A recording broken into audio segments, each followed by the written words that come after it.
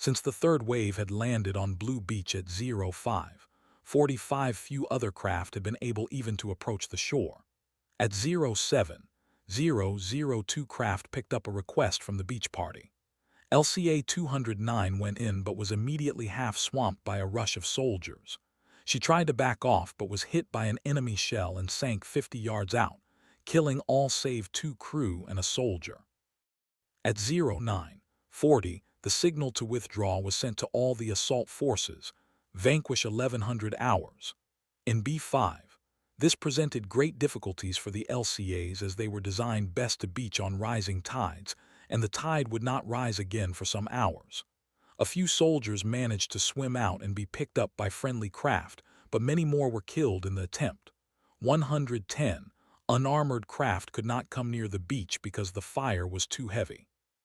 Several LCAs went in to evacuate troops, including the 4 surviving craft of the 10th LCA flotilla, but suffered due to the intense fire from mortars and machine guns.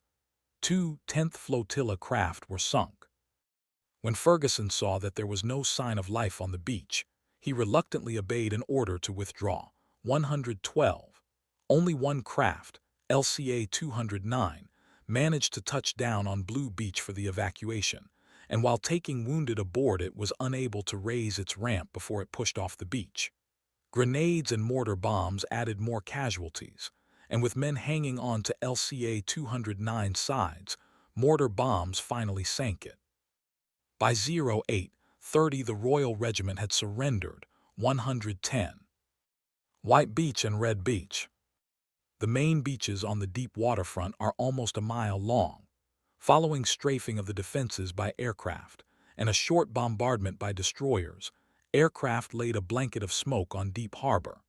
LCSs with heavy machine guns and smoke mortars engaged targets ashore and provided a smoke screen over the eastern headlands.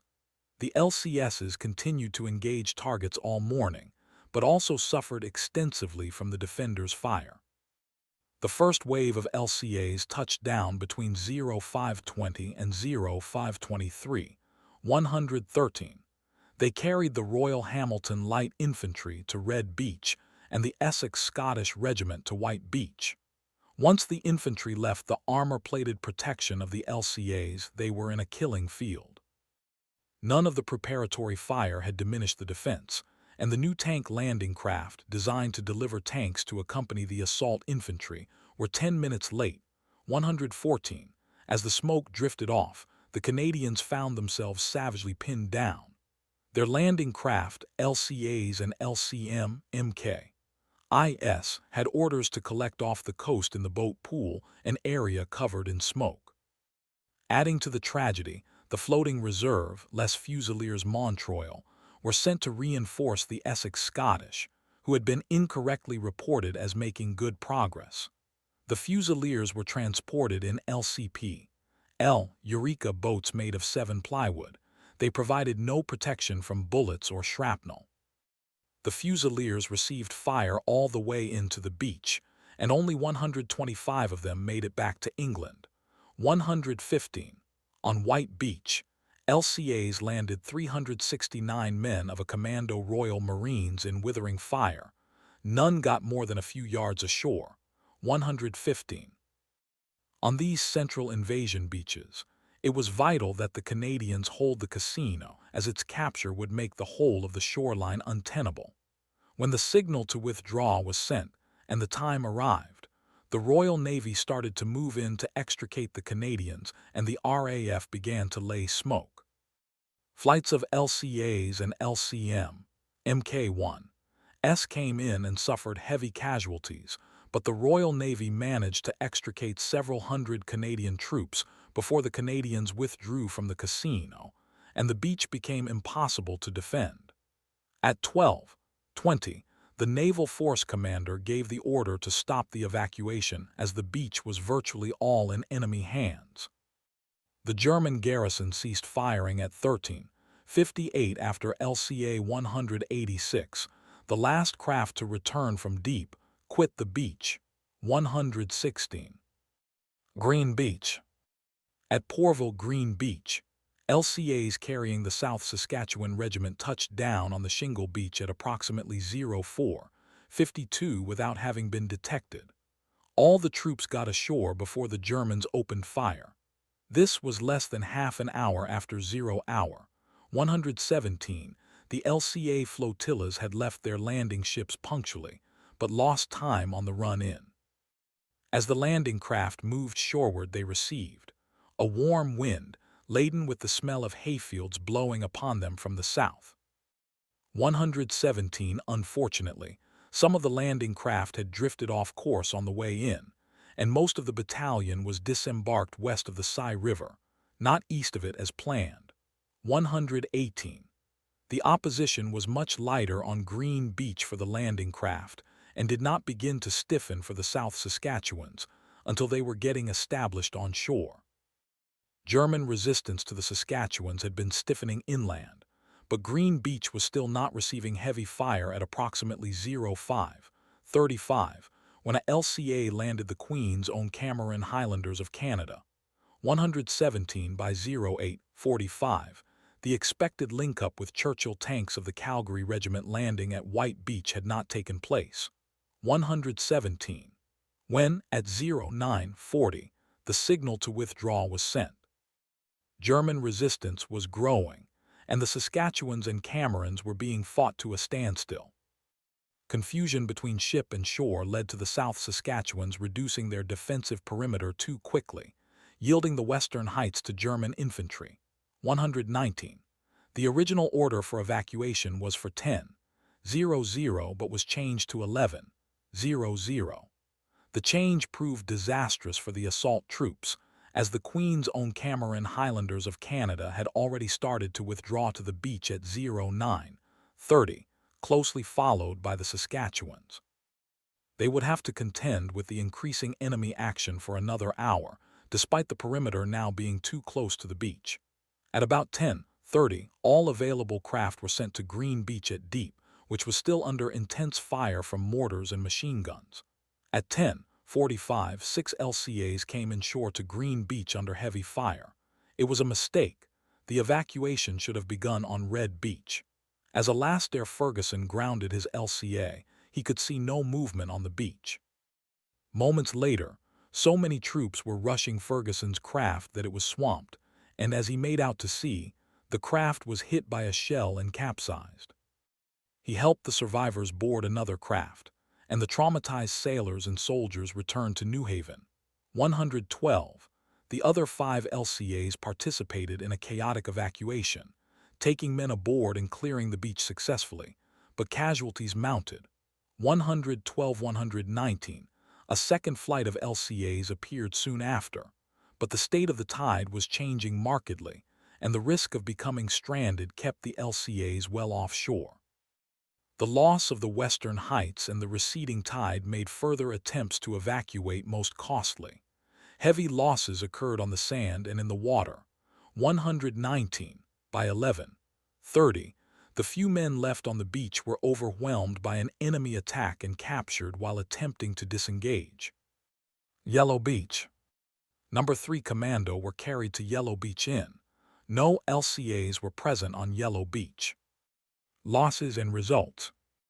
Of the 33 landing craft of all types, approximately half, 17, were LCAs along with 1 LCS, MKI, No. 9.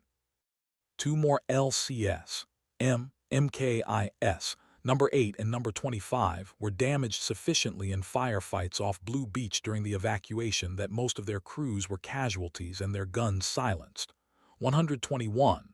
The crews bringing in the landing craft to the beaches, as well as assault troops trying to get to them, again suffered significant casualties from intense German fire.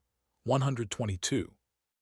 As a result of the deep raid, the Royal Navy determined to keep permanent assault groups. The LCA flotillas of Deep in 1942 remained together with other deep naval assets and became the Force J for Jubilee, that again carried Canadians, this time to assault Juno Beach on D-Day. 123. The Torch Landings.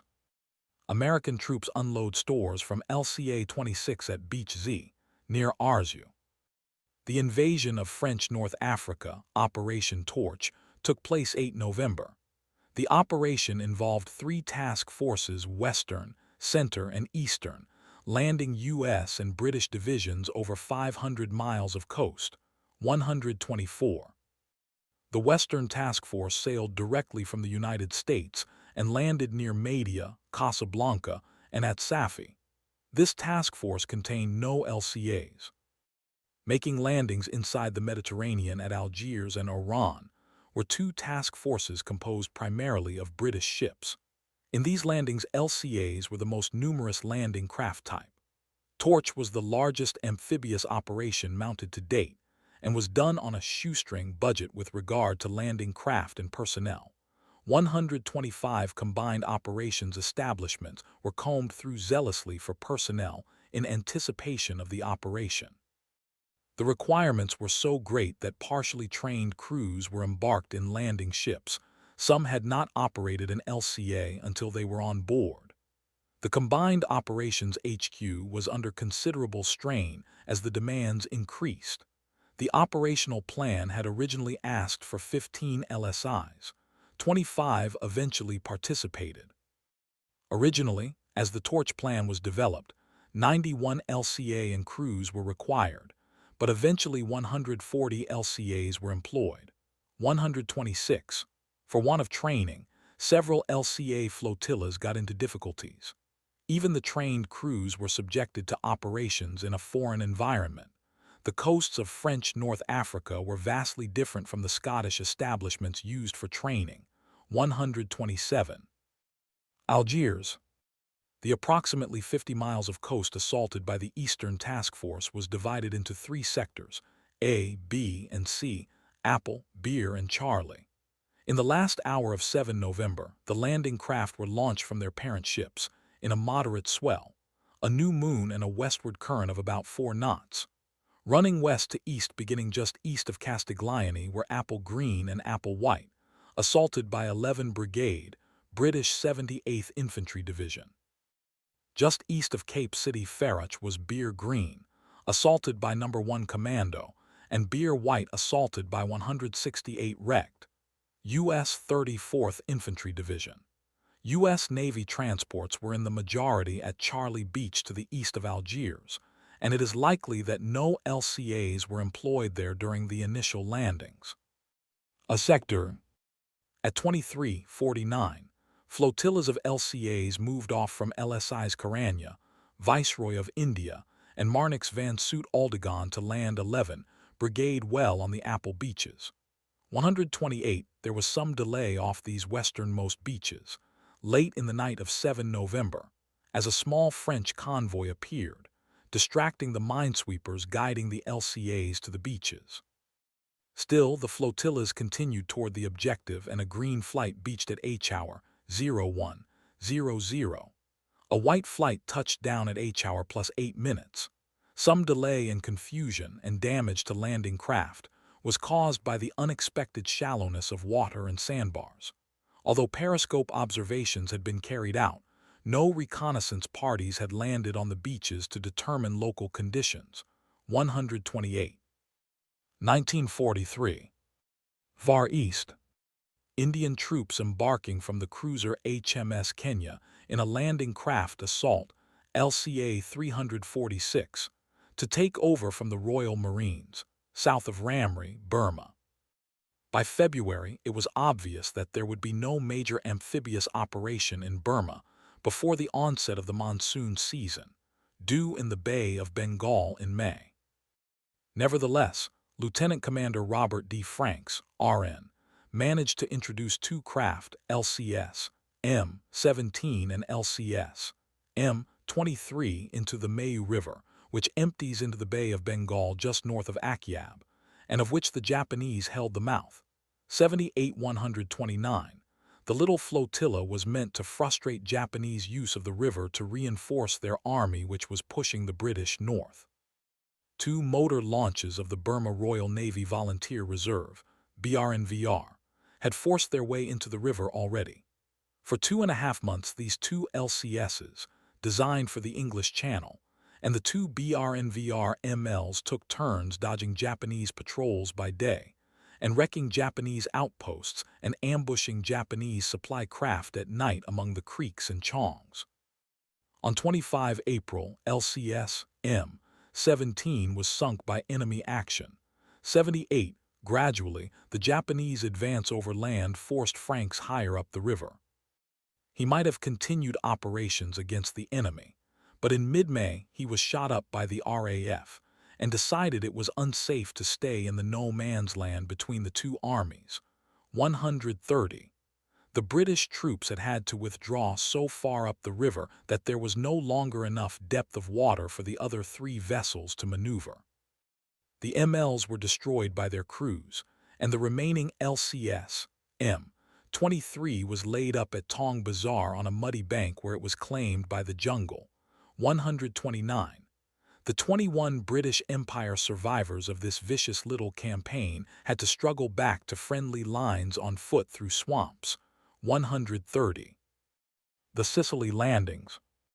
Operation Husky, the invasion of Sicily in July 1943, was the first direct assault on the defended territory of an Axis homeland, and the most complex combined operations expedition yet.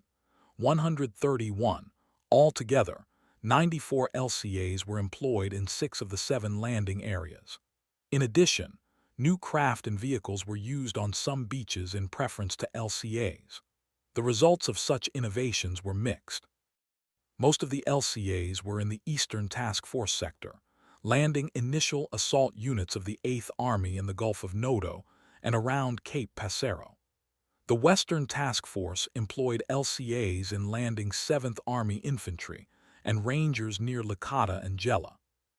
The date for the invasion, Saturday, 10 July, occurred in the second quarter of the moon. This was not an ideal phase of the moon where the Navy was concerned. Complete darkness would have been preferred. 132. Although the landing ships of the assault forces approached Sicily in a brilliant waxing moon, which would not set until the vessels had stopped in their lowering positions, the LCAs made their approach to the coast in darkness. H-hour was fixed at 02:45, almost 2 hours before first light. 132. On the afternoon of D1, an unexpected northwesterly gale, Force 7 blew up and the invasion fleet's small craft were tossed about. On D-Day itself, the sea had calmed considerably as the hours passed, but continued churning from the gale. Joss, Dime, Cent, Bark West, and Bark South areas experienced heavier seas in the wake of the storm. Bark East, Acid South, and Acid North benefited from somewhat calmer water afforded by being on the leeward of Sicily. Joss. In the Joss landings, the LSI's HMS Princess Astrid and HMS Princess Charlotte anchored approximately 3 miles, 4.8 km from Licata, about the time that the moon was setting. At 01:00, 10 July, the 3rd U.S. Rangers aboard filed into the LCAs and were lowered into the sea. Their objective was to hold the western flank of the 3rd U.S. Division's landing area. By 01:50, the Rangers left ship on their way to Licata. At 04:00, about half an hour before first light, 6 of the 8 LCAs Astrid launched returned. Italian resistance at Licata had been lighter than at Gela. 133. Even so, the surf had been severe, and the other 2 LCAs had been left stranded on beach. 130–134. Dime. In the Dime landings, LCAs from the LSI's HMS Prince Charles and HMS Prince Leopold landed the 1st and 4th Ranger Battalions. Though the crossing in the LSIs had been storm-tossed, by the time the ship came to its transport area the gale had settled. One Ranger recalls the sea was almost mirror-like. It was kind of eerie. As LCAs closed the beach, flares and rockets filled the sky. One LCA was damaged by a shell that snapped a cable securing the ramp. The craft immediately flooded and all aboard were lost except the coxswain. 135. Although Italian resistance was more determined at Gela, and the beach was mined. 136. The rest of the LCAs delivered their Rangers to their pier objective. 137. Bark West. Still, the sea was not ideal for landing craft. The diary of one RCN LCA Bowman states, "At 12:15 a.m. we were lowered away. It was pretty grim since there was a great wind and the davits themselves were shaking. When we hit the water, our LCAs really took a beating. The soldiers were very seasick, and for the first time I thought I would be a victim. Up in the bow, I swallowed more salt water than I thought existed." 138. However, these unfavorable conditions had a beneficial side effect.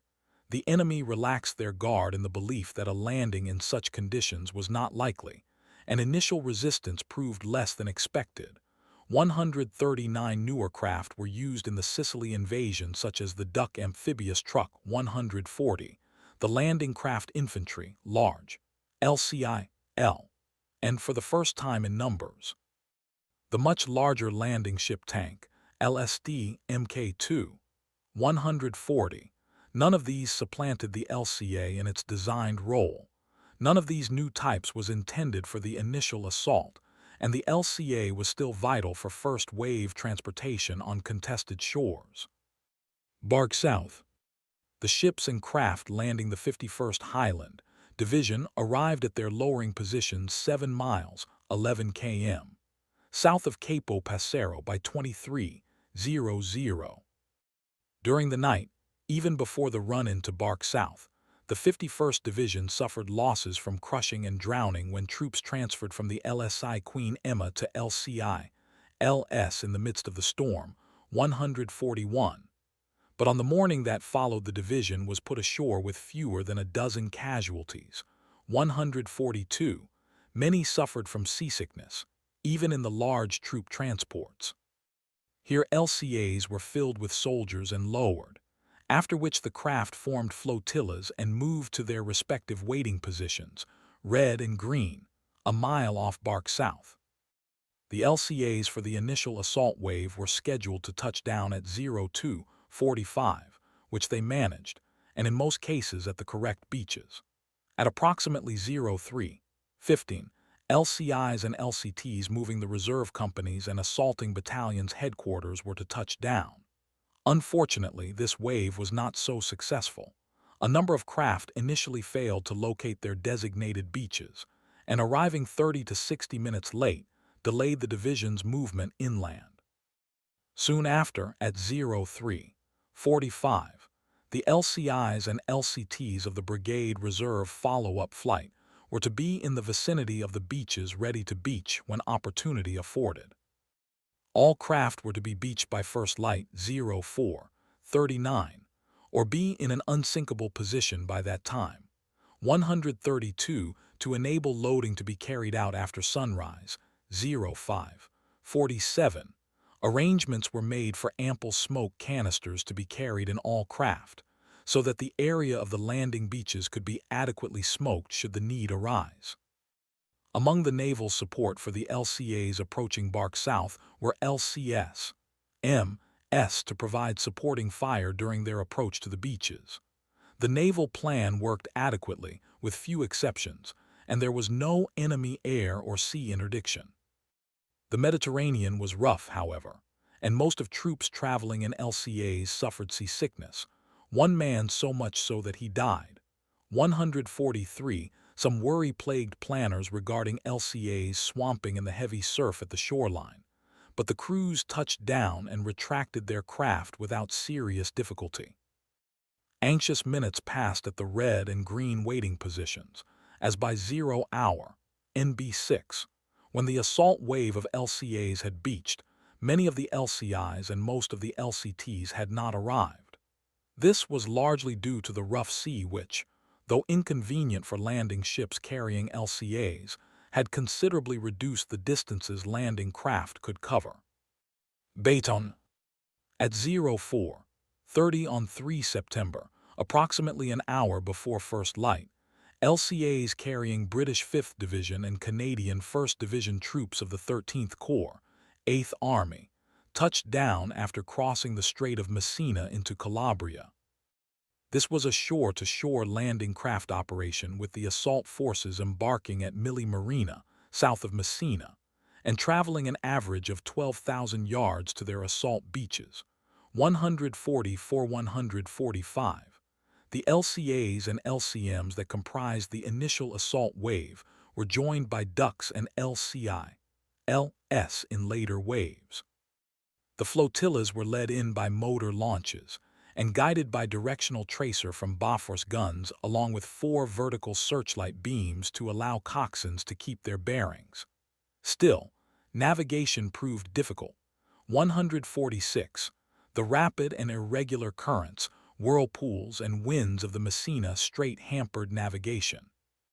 Though the night was starlit, with no moon, 147, the prodigious artillery barrage accompanying the assault contained a high number of smoke rounds, 500. 145. The navigation lights of the guiding motor launches, which LCA coxswains were to follow, became lost among the lights on the opposing shore. The task of 13th Corps was to cross the straits and land in 2 small bays north of Reggio. The 1st Canadian Division, landing at Fox Beach, a short distance north of Reggio, were to capture the town and the airfield south of town, while 5th Division took San Giovanni to the north and the coastline to Canaitolo.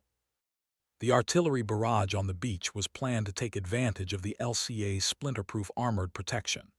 The barrage would lift from the beach only moments before touchdown for the LCAs, 148 apart from some craft landing in the wrong places, and some mixing of the divisions.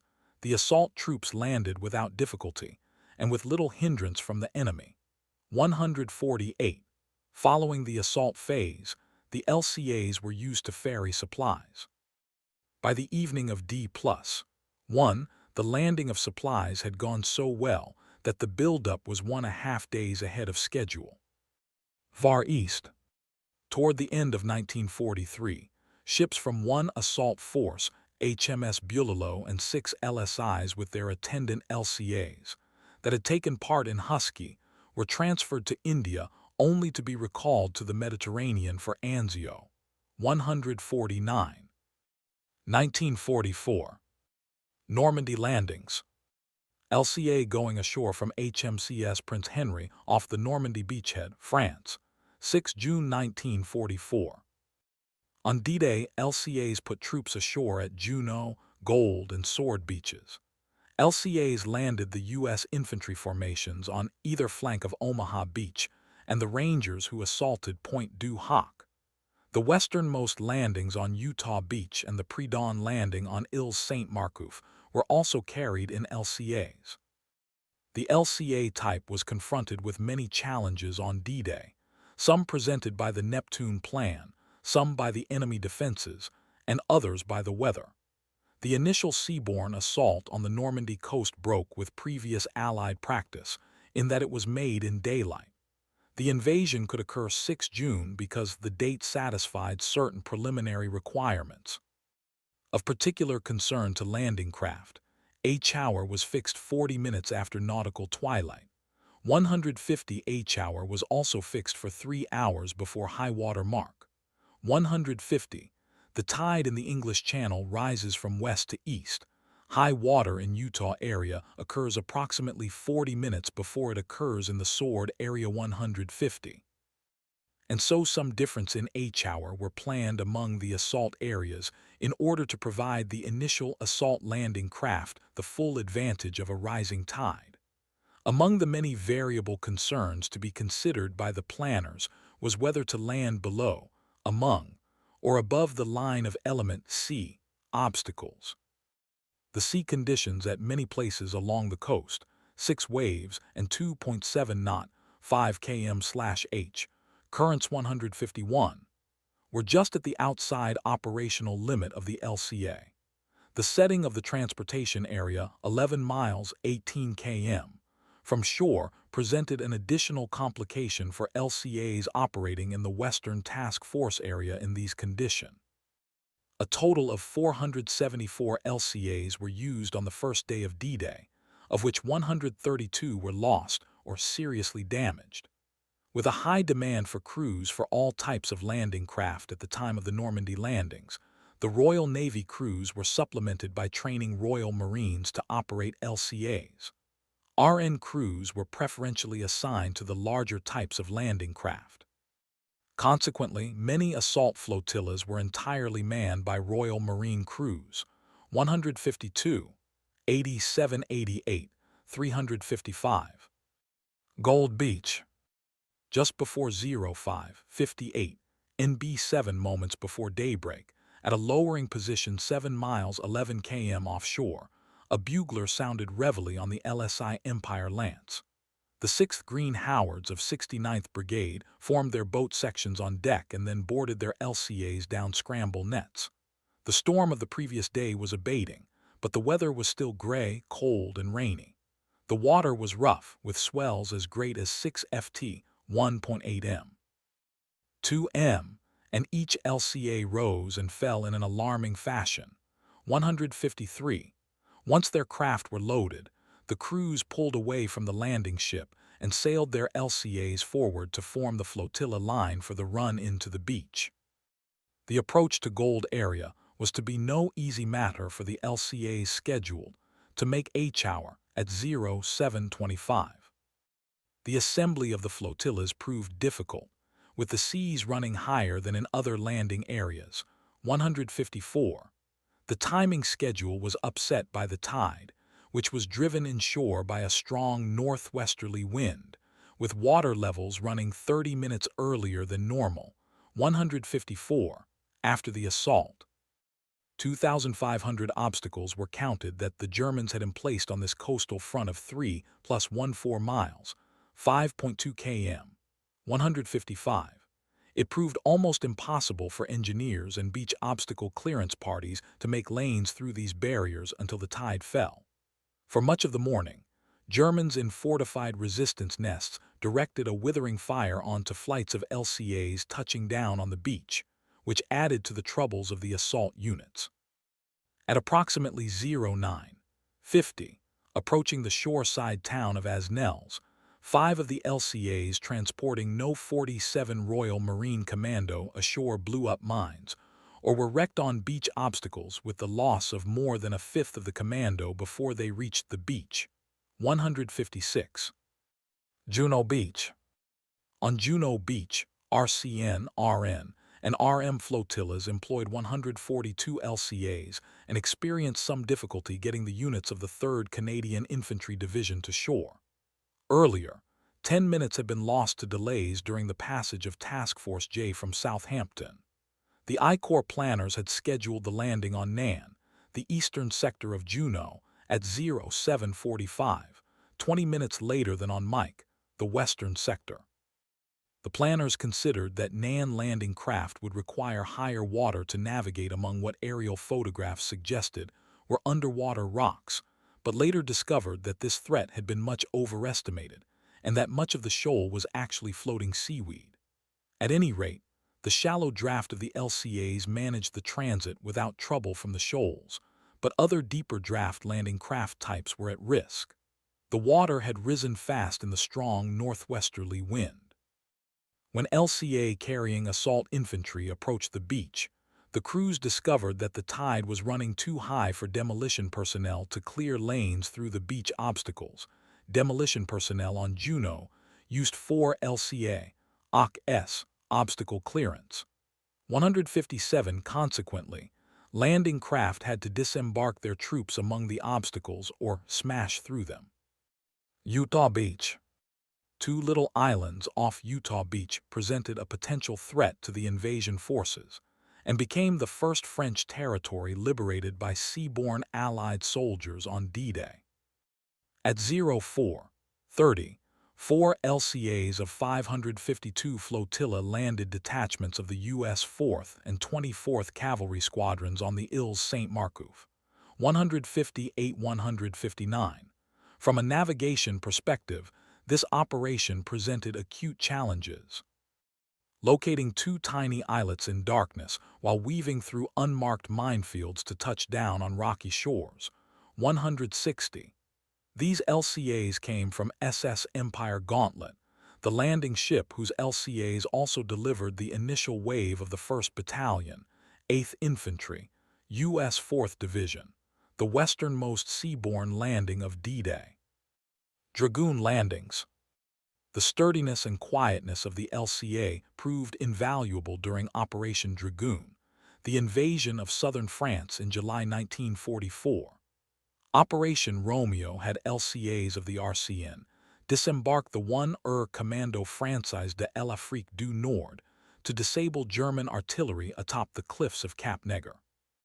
Canadian LCAs also landed the U.S.-Canadian 1st Special Service Force on the difficult, sharp-rocked shores of Isle du Levant in a pre-dawn operation to silence batteries there that threatened the main force. 161. The LCA was a strong little craft, in this instance standing up better to the pounding in rough landings than other LC types, especially on these rocky offshore islands, when many LCVPs were lost. 20. Following the landings in southern France, the RN's LSI units remained in the Mediterranean, or began moving to the Indian Ocean in anticipation of joining the war against Japan. Walcheren and the Scheldt Estuary. There was one more notable use of LCAs in the war in northwestern Europe, the fierce fighting around Walcheren Island and the Western Scheldt, Battle of the Scheldt. Though by mid-September 1944, most amphibious assets had been sent to the Mediterranean for Dragoon, the Royal Navy still had 70 LCAs in Portsmouth. 162. Because the approaches precluded the use of destroyers to support the assault, the presence of LCSs and other support